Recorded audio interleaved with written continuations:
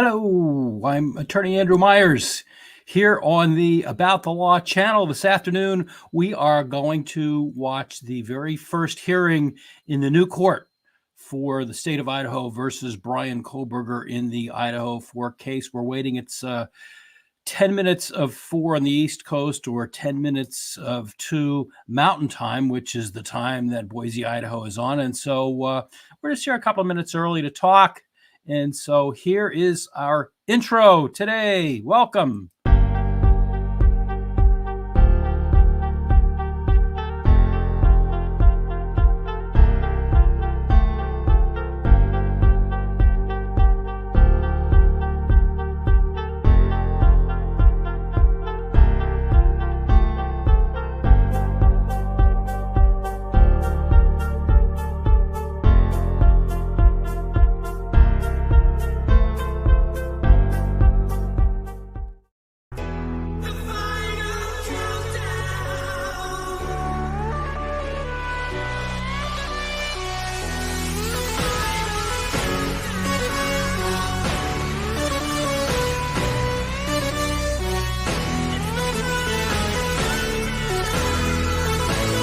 D-minus 10, 9, 8, 7, 6, 5, 3, 2, 1, 0.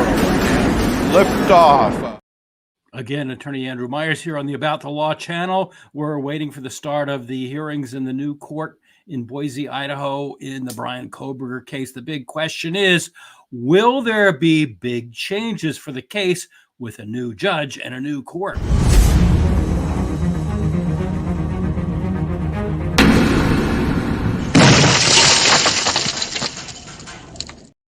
There it goes. That was the demolition of the 1122 King Road premises where the tragic Idaho4 M's took place. And this afternoon, we are facing a brand new judge, Judge Stephen Hippler, in the Bryan Kohberger case. If you've been with us, we have done a number of episodes, as have many others, on the Bryan Kohberger case. And now we are viewing what's going to be happening in the new court. So my prediction, my crystal ball is broken, but my prediction is that, yes, there will be big changes. A lot of people have commented about how the Kohberger case was handled in the old court by Judge John J. Judge. Very busy district court judge, had a lot on his plate. And in the end, if you read that order that he had, if you read between the lines, and even on page 16, the prosecutor, William Thompson, really wasn't fighting to keep that case in Idaho. And it really seemed like the judge was not really fighting hard to stay on that case anymore, even though earlier on there were protestations to the contrary. Good afternoon, people in the chat. Thank you. Amy Torres. Hello, Donna Lembo. Hello, the quiet one. Always watch out for those quiet ones. Oh, if you're wondering, Lainey Law was not able to be with me this afternoon. She has other commitments. She has a really important class that she had to go to. So please, if you're a regular to our channel, don't interpret this as any kind of a slight to Lainey. We're still together. We will be dropping 2 new episodes this weekend. There's an update in the Karen Reed case. There's a lot going on in that case. If you haven't been following it, we have a link to a bunch of different episodes we've done. It's blowing up. There's been a new memorandum filed in the Massachusetts Supreme Judicial Court. And so we will be doing an episode on that. And Lainey and I are still talking about another episode that we will also drop this weekend. Sometimes you got to wait till the last minute to see what's really going on in these cases. And this is one of those times. Oh, and Donna Lembo, you're asking, I wonder what type of clothes he will be wearing. Pertinent question, because in the Moscow, Idaho court, early on, he was wearing the prison clothes, but then his attorney, Ann Taylor, was able to get a motion through so that he would be able to wear a suit and tie. So that's how he had been appearing. But everything's going to change. As far as I'm concerned, pretty much everything is going to change in this case. We have on deck, if we have time to talk, the scheduling order from the other court, which had the trial starting on June 2nd of 2025, and then a bunch of other dates preluding that, discovery deadlines, witness disclosure deadlines, witness lists, and all the rest. But all of that is subject to change. So we're waiting to see how much of that changes today. A lot of it might change, a lot of it might not change, but the new court has indicated that it's a new day for the court. And so that's what we're watching. So that is a good question that you had asked as to what will he be wearing today. There's a couple of things on the agenda. One of them is that Bryan Kohberger had filed a motion to appear in street clothing. So that's kind of interesting that, he doesn't want to prejudice anybody. The motion basically says that the jury pool is out there watching this. Potential jurors are out there. The community is watching. And if he is wearing the orange or whatever color they wear in that county, Ada County, that's prejudicial to him. So he wants to be able to wear street clothes. I would imagine a suit and tie, as he had worn in Leda County, but that's to be determined. Louise Powell, hello. Alds, welcome. Juanita Morgan, welcome.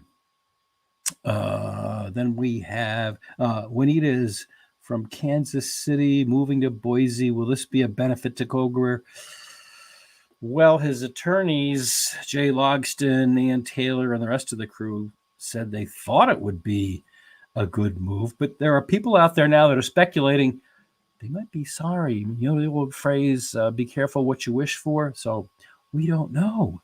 We just do not know. Jilly Bean from Tampa. Bet the weather's better there than it is here in dreary New England today. Tuning in from Tampa, Florida. Not even a hurricane will keep me away. Good. We just have a rainy day here, so I can't really complain. I've always liked rain anyhow for a lot of different reasons that I won't go into. Wanda Woman, I am so down for this hearing, getting a glimpse into how this may go. You speak for all of us. Wanda. Donna Lembo, Jilly Bean, stay safe. I hope you keep your electricity. Yeah, me too. Jilly Bean says, just lost power. Well, hope they get it back to you. I know that it's miserable. Here in New England, we only lose power generally when there is heavy snow, which we have. We still have overhead lines in a lot of places, like where I live out of the boonies, and ice forms, especially if it rains or that icy stuff, and the lines break. And then we have to wait for the power to come back on. So, Jilly Bean, I hope your power comes back on, and I hope you have auxiliary so you can stay with us. Wanda Woman says, I hope he gets to wear street clothing because the Gonzaleses don't want him to. I would think that's his right.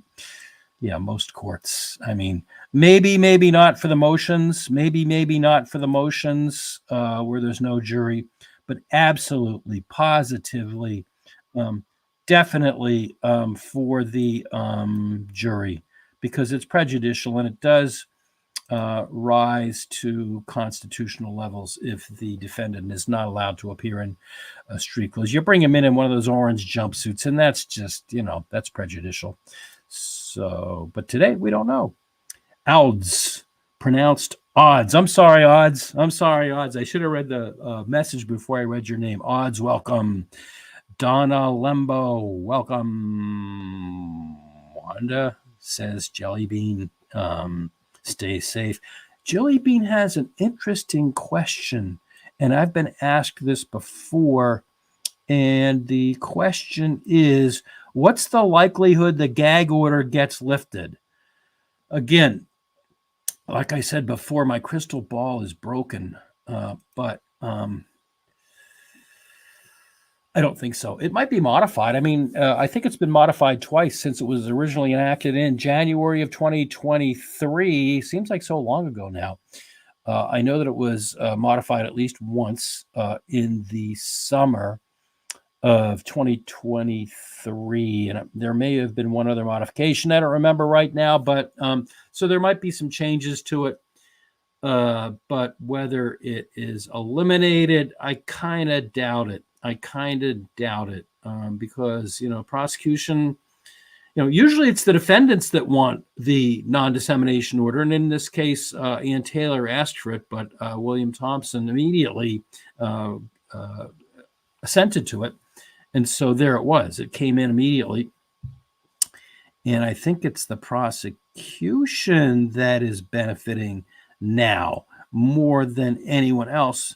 And I say that because they've been the ones that have,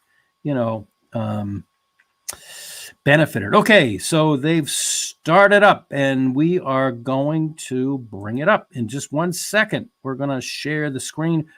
Bear with me, folks, because again, I'm alone. Lainey's not here today. So we're going to bring it up. We're doing the share screen thing. They're just sitting there, and William Thompson is there. We didn't know if he would be there, but there he is. There he is. There's the court. There they are. Look at that.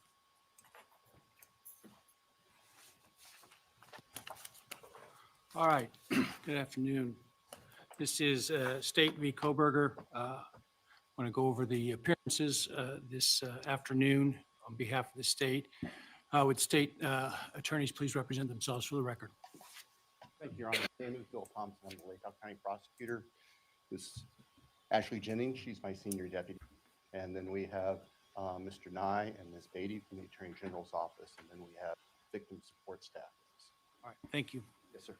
Defense? Ann Taylor, attorney for Bryan Kohberger, Elisa Massa, and Jay Logston, counsel for Mr. Kohberger as well. Thank you. All right. I'd like to tell you I'm happy to be here, but why start with an untruth? I am accepting of my responsibility to be here. I want to go over with you some expectations of mine, given that I don't think any of you, other than Ms. Massoth, have appeared in front of me before. When you file memorandums of law, briefs, etc., please provide a Word copy by email to my staff attorney. After today's hearing, you may get that from staff here today.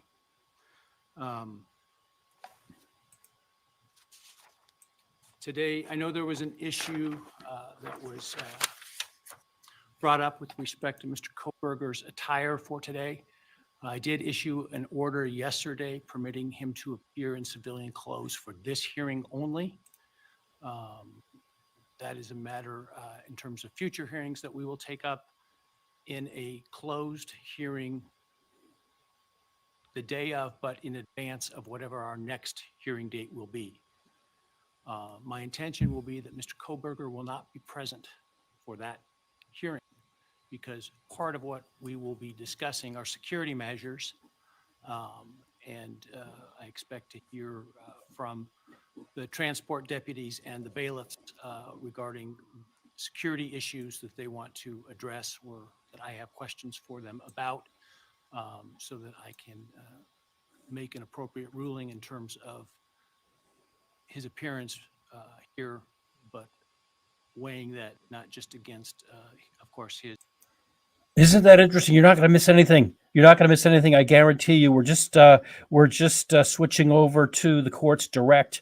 We had been picking this up from another network, and so we are going to switch over directly to the court. You're not going to miss anything. But there was the first ruling that you know what, Mr. Kohberger is going to be able to wear street clothes. Street clothes.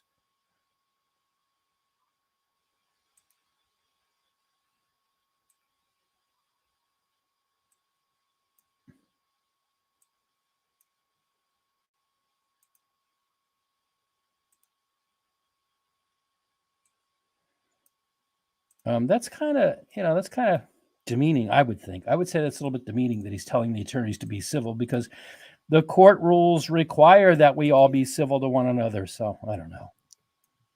I don't think this is starting out on a good I foot, but appreciate we're going in to see. advance what should go without saying that I've just said in terms of your responsibilities. But again, I just want to highlight that because I understand when the stakes are high, sometimes victory seems to be the objective when our first objective is to conform to the oaths that we've taken as members of the bar, as officers of this court. All right. I can pay you cash for your house no matter what condition it's in, just like this one. I'll make the process of selling your home easy Stay and with me, simple, folks. Stay with all me. with We'll no be back. commissions and no Stay fees. with me, folks. I don't know I'll why buy the we're house getting in a as is commercial here. We condition, really and shouldn't you be can getting a pick the commercial, closing but date. we There'll be no are. appraisals, no repairs, So I no apologize. hassles. All offers are going to be folks. completely confidential. There's Stay with no us. obligation whatsoever. So Stay with if you're struggling to us. sell your home, this is the fastest and easiest way to get money in your pocket ASAP. And yes, I'll really buy it in any condition. I've dealt with. Wow, that's funny. That's the court. The court's channel is feeding us a commercial.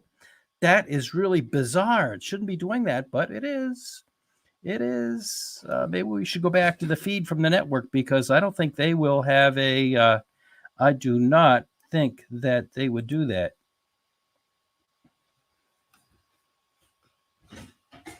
Stay with us, folks. I promise you. We'll get this squared away. I promise you. I promise you. We're going to get this squared away right now, immediately. This is just a little bump in the road. I promise you that we will get this straightened out in absolutely no time.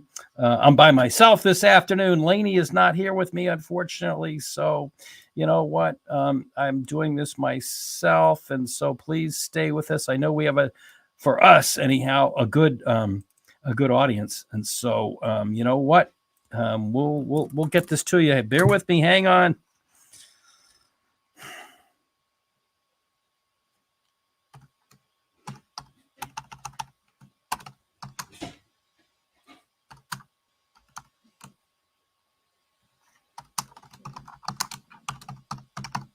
Stay with us.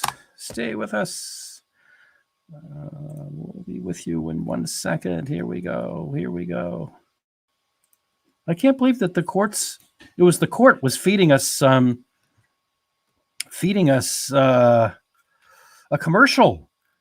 I couldn't believe it because the other network that we were on was not feeding a commercial as far as I know. So hang in there. And I appreciate those of you who are hanging in with us. I really do. I promise you we'll get this straightened out. It's just perfunctory stuff.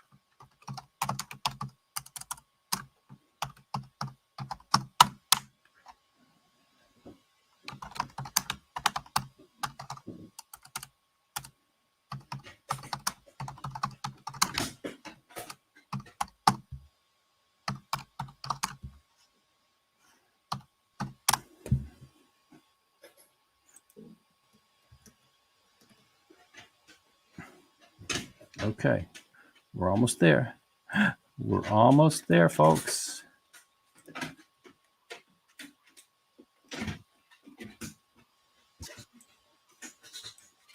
Uh-oh. Ann Taylor's speaking, and she says she doesn't have a contract anymore. Yet, I guess is the operative word. Yet is the operative word.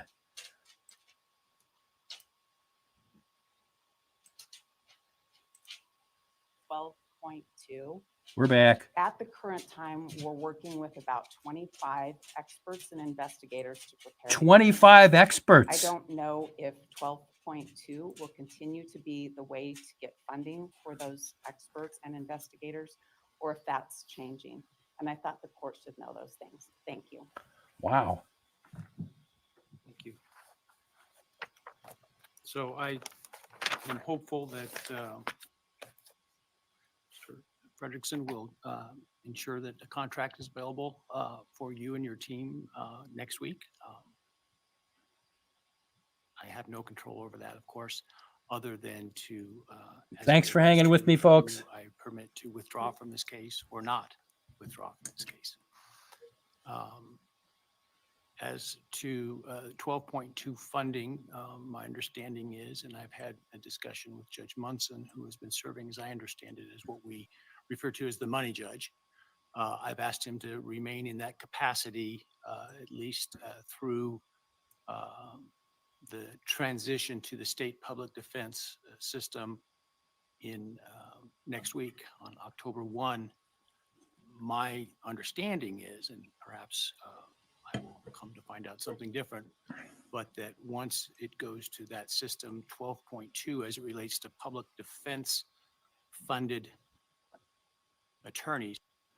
Idaho rearranged the deck chairs when it comes to funding defense. I've seen other states like Massachusetts did kind of the same thing in a different way. But what Idaho did is all of the defense, much of the defense was funded at the county level. They eliminated that and they switched it over to the state level. And those of you who might have been watching our previous episodes will note that at one point there was a flurry on the blogosphere that, Ann Taylor withdrew from the case. No, she didn't withdraw from the case. She was switching it over from the county defense office to the state defense. And apparently that paperwork didn't go through as smoothly as it was supposed to. File as currently set for a number of reasons. But first, I want to find out from you, as you sit here today, what that trial looks like in terms of the number of weeks of trial, starting from after a jury is selected through the end of the evidence and before any potential sentencing phase. So what are your estimates of that? Your Honor, I think it would be a fair estimate based on what we know at this point to have a month and a half or perhaps a bit more just for the evidence for the guilt phase of the trial. I say that knowing. But is that just your evidence or does that include defense evidence? Well, I was just getting ready to say, I say that understanding or acknowledging that Ms. Taylor has estimated 2 to 3 months total. I do not know. We do not know what the defense has in mind for their case right now. So all I can speak to is what we anticipate for ourselves. But I would think the state's evidence in chief should be able to come in a month and a half or so. Okay. Ms. Taylor? Your Honor, we estimate 4 weeks for the defense portion of the trial case. Of the guilt phase? Yes, Your Honor. So 10 weeks. In terms of if there is a penalty phase, should the defendant be convicted of one of the statutory qualifying offenses, how long do we estimate the penalty phase being? Right. From the state's perspective, I believe we're going to be relying heavily on the evidence that's introduced during the guilt phase and the additional evidence that would be brought in, unless there's something we learned from the defense about their experts, it is probably taking more than a week.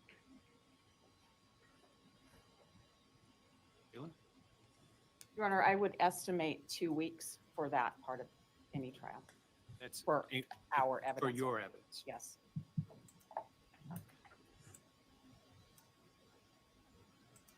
So that would be pretty much the whole summer. I mean, the Judge Hippler asked the parties, how long is this trial going to last? Estimates now. Estimates for just the guilt phase. Attorney Thompson, who is still with us, says 1.5 months. And Taylor says 4 weeks. So that's roughly 2.5 months. Then if Mr. Kohberger is found guilty, the penalty phase for Thompson would be a week. Estimate. Taylor, 2 weeks. So there you have it. That's the entire summer.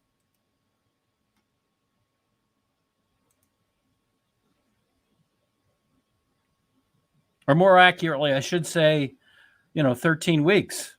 3 months. 3 months is 13 weeks.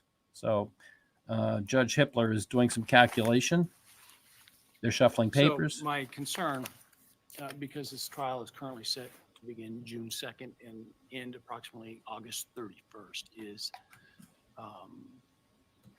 having it set to run the entire course of the summer. I think we will find it to be difficult on jurors, in particular, jurors who may have children who are out of school, in terms of being able to spend time, go on vacations with them, et cetera. That's one concern. The second concern is with school that typically starts in mid to late August, and jurors or parents who may have kids going off to school, the timing of that through August. That's my primary concern about that time frame. I had two proposals. One was to start the trial in the evidence portion of the trial the first week of May. And the other would be to start the evidence in early September. And I'd like your thoughts on those.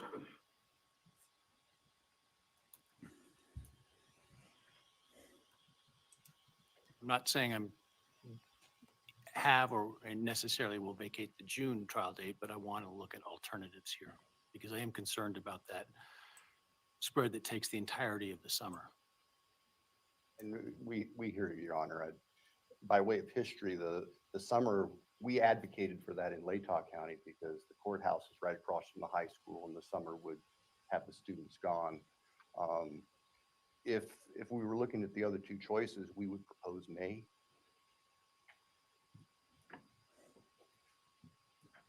Taylor? Thank you, Your Honor. Your Honor, I would have to advocate for September at this point, based on the three reasons that I gave the court before.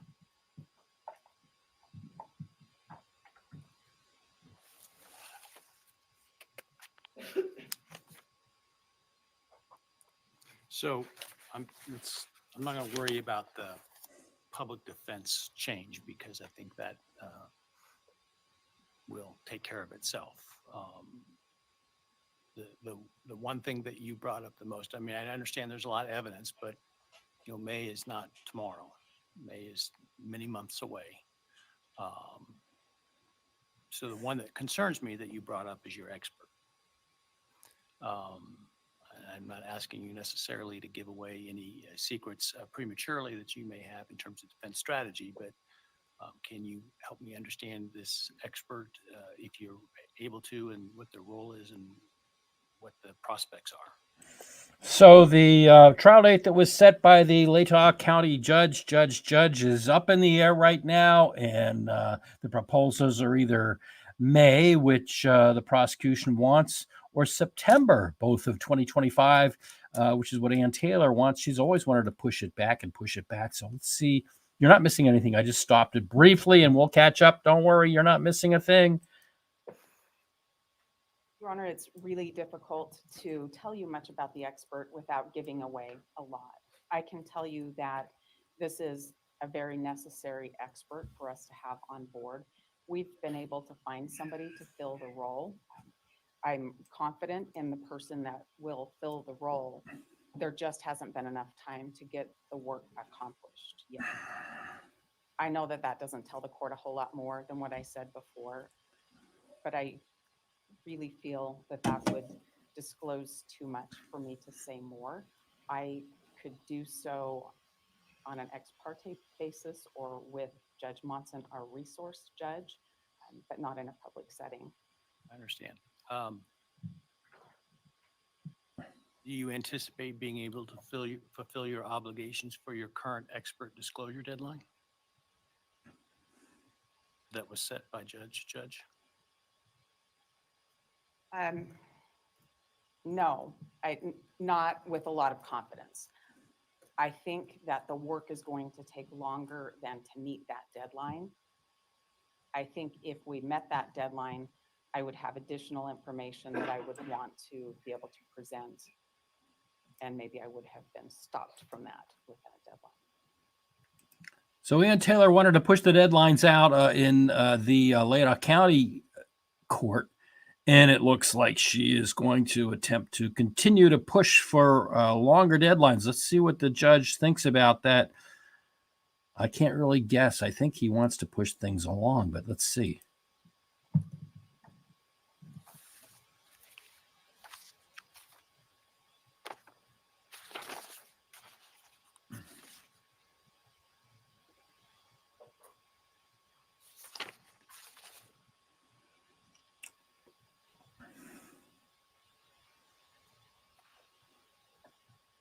I told you didn't miss anything because there he is shuffling his papers. So I don't have a motion to extend that date, obviously, and with the changes that occurred, I understand why you didn't file one out of the box, but the deadline, I think, is January 6th, something like that, if I'm not mistaken, for experts on the defense side. That's one of our deadlines, Your Honor, yes.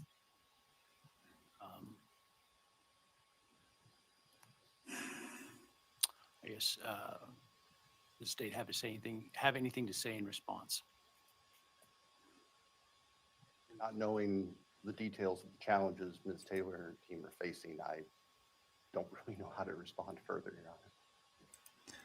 So you know what, Shireen Remnara, and I'm sorry if I'm mispronouncing that. It was not intentional.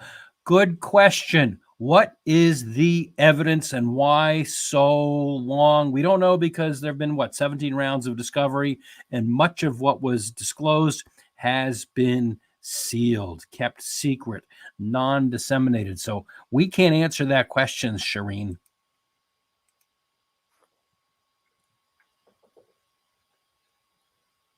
What do you think is a realistic deadline for you to be able to disclose your experts for everything? I'm assuming it was January, all save that one expert. But with respect to the expert you had to replace, when do you think you could disclose consistent with the scheduling order? Other than the expert that had to be replaced, Your Honor, there were two separate deadlines. One was for trial experts and one was for mitigation experts. And I believe that I can make that deadline other than that one expert, Can you tell me if the one expert is a mitigation or a trial expert? a mitigation expert, Your Honor.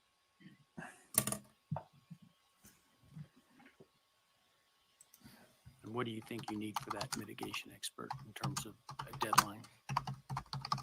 That mitigation deadline was, I believe it was March. I don't recall the exact date. yeah, so that's a long time from now. So, I have a lot of questions, but I'm hesitant to ask you the questions because I'm sure you're not in a position to answer them currently, given the forum. So, but March is a long time from now.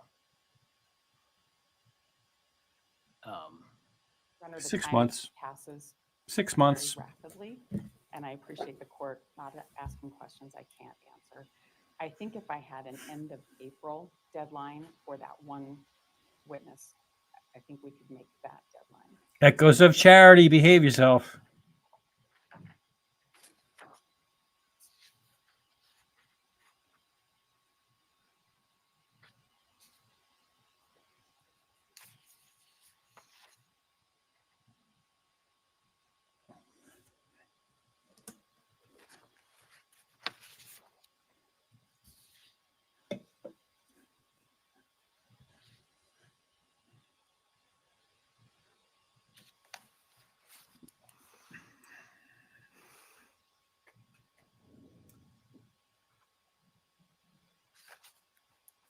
Well, So understanding this is a mitigation expert, Thompson,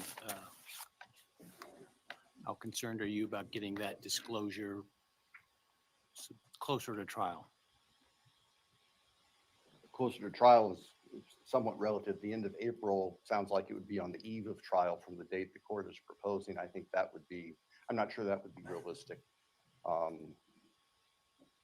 And again, I'm not in a position to second guess what Ms. Taylor and her team are representing to the court. She had told us some time back that one of her experts had some health issues, and I think that she did tell us that that person had passed away and they were working on a replacement. If we are looking at a mitigation disclosure at the end of April, I don't know that we could be ready with all the final trial preparation for a May trial. I hate to say that and feel like I'm cutting my own throat in a sense, but that's realistic.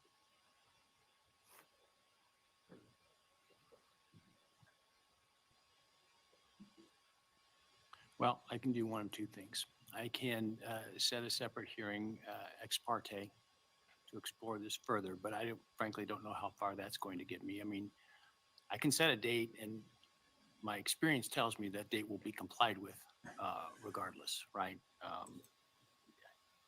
24 hours in a day, but if you use enough of those hours, enough days in a row, you get it done if you have to. At the same time, I don't want to put unrealistic deadlines. And so I can do that. I can have an ex parte hearing, or we can go ahead and reserve September. I will throw it to you, Mr. Thompson, is what you want, what you would advocate for. Your Honor, could I have just a moment? No, he's got to consult with the Attorney General's office is my guess, because you know what? In my estimation, I think the Attorney General of Your Honor, Idaho. we would trust the court to do the ex parte hearing, see what's there and make the best decision and tell us what the expectations are. Well, do you want to do that later? To me, that was interesting that Bill Thompson is no longer manning the controls. He had to turn around and get permission from someone else to answer that scheduling question. My guess is, my educated guess, because they've been in on the pleadings all along, is that he had to turn around and talk to the Attorney General's office. My prediction is that at some point they will take a much more active role in prosecuting this case, not William Thompson, who, after all, is a prosecutor for Latah County. Today, or you want to do it tomorrow? You need more time? You want to come back next week? Your Honor, I had planned to leave town today. I have other case-related obligations tomorrow. I could do it as soon as this hearing is over if the court has time, or I can come back next week at the court's convenience. I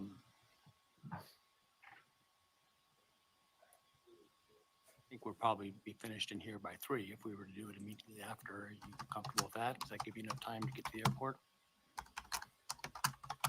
Yes, I believe it will. All right. Well, we'll give that a shot. All right. If I move this one way or the other, I will adjust the various deadlines that are in here. I won't adjust the next deadline that you have, understanding that you may be already committed to it, which I think is the motions related to the defense's motion regarding the death penalty, if I'm not mistaken. Is that the next set of hearings that we have? Those are now scheduled. November 13th. I believe that our briefs are due the 10th of next month, with the hearing later this fall and a reply brief deadline for the November 13th. And we are on track to meet those deadlines, Your Honor. I'm sorry, you were saying, counsel. Your Honor, I'm guessing the court has received our motions already. I believe we were set for November the 7th. Oh, the 7th. Never mind. I think the state's deadline for discovery has passed. Yes, the 6th. Complied with its discovery obligations, including those outlined in judge's last order and other orders. We have, Your Honor, and in fact, Ms. Jennings prepared a lengthy summary of all the discovery that was filed with the Latah County Court when our discovery deadline hit. It is lengthy, but there's a lot of discovery. Sure. We recognize How that much of the, would you say 300 gigabytes? 398 since August 3rd. How much of that is new information? Ms. Jennings could speak to that. Here's Ashley Jennings. Ms. Shh. Jennings, can you speak to that? Your Honor, the defense was given, and I'm not sure if this is what they're referencing, but they were given a copy of the OneDrive from the FBI. Most of that was cumulative discovery that they had already received in another fashion. I'm sure there were portions of it that was new information. I've not calculated how much of that was new. So I can only rely on Ms. Taylor's, what she's represented to the court on that. Well, I don't think she knows because it doesn't sound like she's looked at it yet. All of it, Judge. All right. Well, I will talk when we're finished here with Ms. Taylor without the state present in a closed hearing. What else do we need to talk about today, or do you want to talk about today?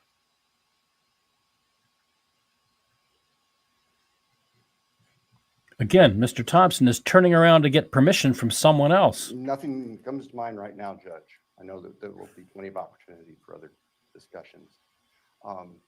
As far as your meeting with defense ex parte, do you want the state for any reason to stay around, or would you like us to get on the road back to Moscow? Are you flying or driving? Driving. Okay. Well, why don't you hang around just in case we need to, if I'm able to make a decision based on that, I can inform you what that is. At least. Yes, sir. Thank you. Anything further, other than your your motions regarding the death penalty? Do you have any outstanding motions and the motion as it relates to Mr. Kohberger's attire? Your Honor, there's no outstanding motions right now. I do anticipate filing several motions in the motion to compel deadline. As far as discovery goes, I anticipate there may be some follow-up motions. I, of course, will first try to speak with the prosecutor to resolve those. So maybe another motion to compel. What is that? Up to 18? 18? I think you will find I'm probably more inclined to hear things more quickly than you're perhaps accustomed to in this case. So just be aware of that. It'd probably be more along the usual, 14-day timeline with respect to motions. If there's a lot that needs to be done with respect to them, we can talk about that. But okay. On that point, Your Honor, as you can see, they're multifaceted team, and on motions, we try to assign them to specific attorneys. On various motions, would it be acceptable to the court for those attorneys who are not actively arguing the motions to be able to participate remotely, or would you like us to be present? We're happy to do either. I'm fine with that. I just prefer those that are going to be arguing to be here, just because it makes it easier to have that dialogue. So, Okay, thank you. The others, if they want to appear remotely, that's fine. Thank you. And same for defense as well, depending on what defense wants to do. Okay. All right. Then if there's nothing else this morning or this afternoon, I guess we will be adjourned and have a discussion in a few minutes. All right. Thank you, Your Honor. Back in a few minutes once the courtroom is cleared. Isn't that interesting? So at that point, I guess All right, so there we got it, you guys. that's all we're going to hear from the court today. The court had wanted to get more information from Ann Taylor regarding, how soon can we get all this information from the experts? There's got to be pretrial disclosure by certain deadlines, and Judge back in Moscow had set discovery deadlines, but also an expert deadline. That's for the non-attorneys. You've got to provide the opposite side with a lot of information pursuant to the rules about who your experts are going to be, but not only their names and addresses, but their curriculum vitae is a fancy word for their resume. You've got to provide them with writings that they've had. You've got to provide them with publications that they've had, other courts that they've testified, so that the opposing counsel can now vet them out and figure out, what these people have said before, because, what if an expert comes in and says A, and it turns out in another trial he said Z? So the other side has to have the opportunity. These deadlines had been set in Moscow, but this Judge Hippler had asked, and Taylor seized the opportunity to say, well, maybe I can't do that so quickly. Open at the end of this hearing today in Boise, Idaho, is when's the trial going to be? Because Judge in Moscow had set it for June 2nd of 2025. And the judge expressed some issues with having a jury out all summer if it's going to be a 3-month trial. So Judge Hippler said, My idea is either starting it in September of 2025 or May of 2025. Now, that impinges on not only Memorial Day, but the 4th of July, but Prosecutor William Thompson, who at this time, right now today, is still in the case. Thompson said, let's do it starting May 1st. Ian Taylor, as she is wont to do, wanting to push it back, said September 1st. So that date is up in the air. Some of the disclosure dates are up in the air. Some of the other matters with respect to, how soon or how late he will allow additional motions for discovery motions to compel, which apparently are still coming. That is still a matter that's up in the air. So we come out of the hearing today with all of these issues being addressed, but there's no decision. So, no news yet.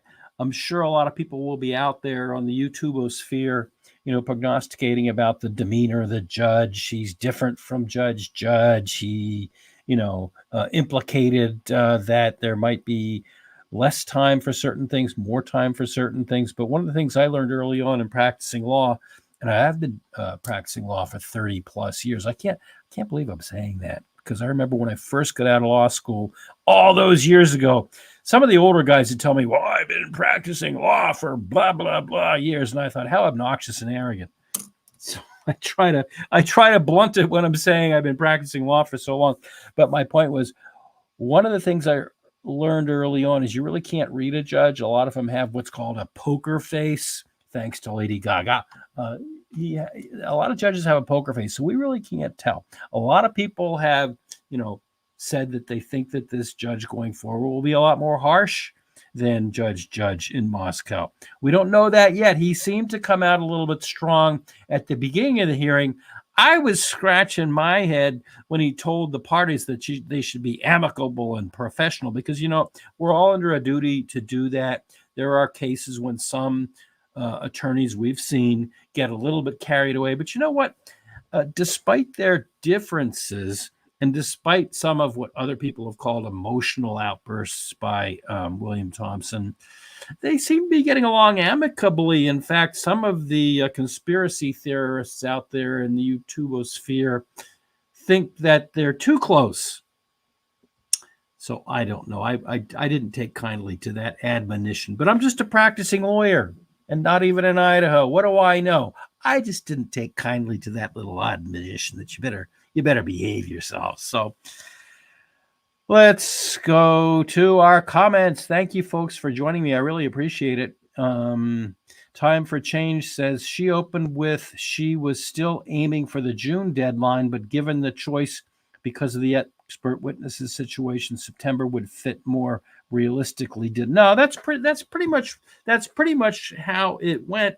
If I described it a little bit differently, because my take was, they knew up here that it was going to go on June 2nd of 2025, but given the opportunity, she wants more time. Thompson wants it sooner. So, Wanda Woman, why do you hope he chooses May? In terms of the big picture, 10 years, 5 years from now, looking back, does it make that much of a difference? I mean, if Bryan Kohberger's own attorney, and I presume she's been in conference with him about this, if his own attorney says, push it back, usually if someone is contending vigorously that they are innocent, I would think they'd want to get out of it. They would want the opportunity to be found innocent sooner rather than later. But time for a change. Marco Benavides, that's understandable. Well, we all are. Okay, I got to go up and read his Marco's comment, which was, anyways, sorry, guys, I'm just upset at the way these kids were savagely butchered and for no reason. And I think a lot of us share that.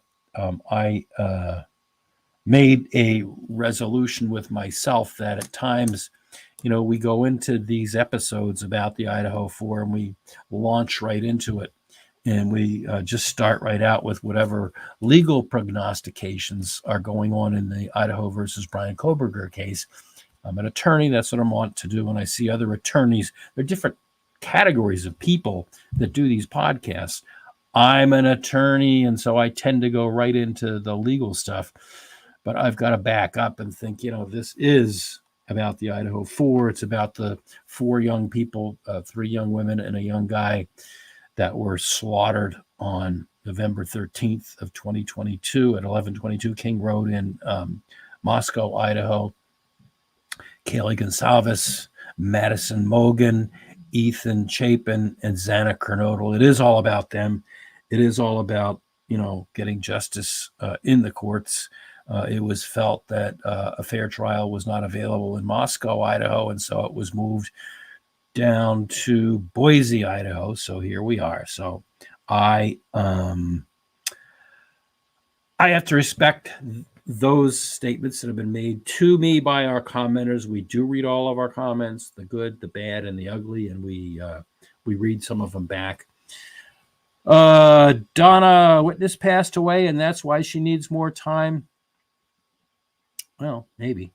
Time for a change. I didn't think she was pushing for more time. She was given a choice. She can't help if the new judge doesn't want the same trial dates. She's doing the best she can given the situation she is working. Yeah, I would agree with that. Donna Lembo, did an expert witness pass away? Is that why AT needs more time? She's always needed more time. Come on now. But yeah. Paco Jewel 27, dismiss this BS. PCA is all LIEZ. Come on now. I read that a lot. I read that in our comments, and I hear other people in the YouTubosphere saying that. But you do have to remember, even though the PCA is incredibly problematical, as an attorney, I see affidavits all the time, probable cause affidavits. And if you look at the affidavit that was filed with the Matthew Farwell indictment in Boston, about 3-4 weeks ago, that's what an affidavit looks like. That's what a probable cause affidavit. Short paragraphs, each one listing a fact. None of this, well, in my experience as an investigator for so many years, I've found that, and none of this, we looked into whether or not it was stalking. And then the next paragraph says, he was utilizing cell resources that are utilized by, no. Facts. Just the facts, ma'am. Just the facts. And that's what an affidavit is. And the PCA was not well written. And even Prosecutor Bill Thompson at one point did say, well, it's irrelevant at this stage, and we can all reinterpret what that means. And I've talked about it in previous episodes. But the probable cause affidavit is just that. It is intended to give a court probable cause so they can go in and make arrests. In this case, do the flash booms into his parents' house in Pennsylvania, which was outrageous in my view, and to also get subpoenas in order to get all of the volumes of material that they sought, from AT&T and from Grubhub and from all the others, DoorDash, all of the cell providers, et cetera, et cetera. There were a lot of them. So that was the purpose of the probable cause affidavit. There's been a pending investigation since then. At trial, they're not looking for probable cause, which is basically to see if there's reasonable grounds to get all this material. At trial, the burden is beyond a reasonable doubt. So you can say the PCA is a bunch of whatever superlative expletive you want to say, but we just don't know what's in these 17 rounds of discovery, all of which is, not all, much of which has been sealed, and a lot of it has been subject to this non-dissemination order. Some of it's been leaked out in some of these statements that Ann Taylor and others have made during some of the hearings, but Marco Benavides, IMO. I'm feeling bad vibes from the prosecutor. I don't know that prosecutor is all that effective. That's why I think he turned around and asked other people who were sitting behind him for advice. I do not know. It is all confusing to me. Echoes of Clarity, ask us questions. We're going to be signing off in a couple of minutes. So if you can get them in quickly, that's fine. Otherwise, down in our comments section of any of the Kohberger episodes, ask us specific questions. And we do episodes in which we read comments and try and answer questions. So any questions that you have that I haven't answered, I'll try and answer them. Getting along, everyone says, hi, everyone from Philadelphia, PA. That's really close to my home. I was born and raised in southeastern Pennsylvania. Spent time when I was younger visiting friends who went to Drexel. Now it's called Drexel University and UPenn. Philly is a great rock and roll town. If you're from Philly, do you remember the Hooters? What a great band. Anyhow, okay. Time for a change. Lol. Mr. Myers, you're on today. Again, I thank you for your fair evaluation of this trial so far. That's right. Just the facts, ma'am. Okay, I guess I'm dating myself from watching Dragnet, but I heard another podcaster mention Just the Facts the other day. Time for a change. Hi, getting along, everyone. Time for a change. Donna Lambo, AT, Ann Taylor said one of her mitigation experts has passed away. Yep. Getting along, everyone. Hi, time for change. Time for change. Thank you, Mr. Myers, as always. Thank you. Okay. All right. So we're going to sign off. That was a quick hearing. It was only about a half hour. So we will do another episode on Kohberger coming up. But if you're with us and you've been following the Karen Reed case, unless you're local, regional, the greater Boston area, which is where I am, there have been a couple of interesting developments in that case and some of the ancillary things that are going on. So join us for that. We will be dropping that this weekend, Saturday or Sunday, depending on events elsewhere. And again, I thank everyone for bearing with us. We haven't been doing this as long as some of the other people in YouTubeville, and we're getting a little bit better at it. A little bit of a rough spot there this morning, or actually earlier this afternoon when we started out. So please give us your comments, give us your thoughts, give us anything, questions that you'd like. But thanks for joining me this afternoon. I appreciate it, and have a great day.